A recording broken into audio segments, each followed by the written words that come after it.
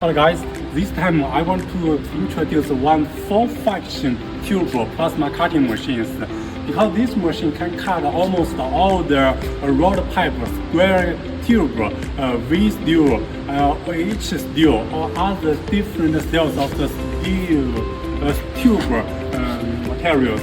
Now please follow me to check it. Here, this is the control system. It is a touch screen style. It's very suitable and very convenient for the regular working. And in here, you can check. We have 1.8 the height standard.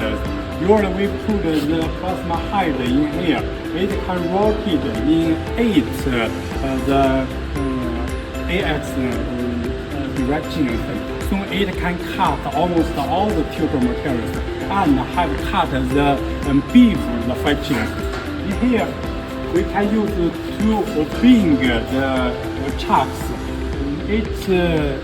Their meter size is from the 200 millimeter to the 800 millimeter the areas. And in here, you can check it has the strong, the standard could support very heavy the tube materials. And in here, this the cutting height could move the forward, relies cutting the material in the middle of the two chucks.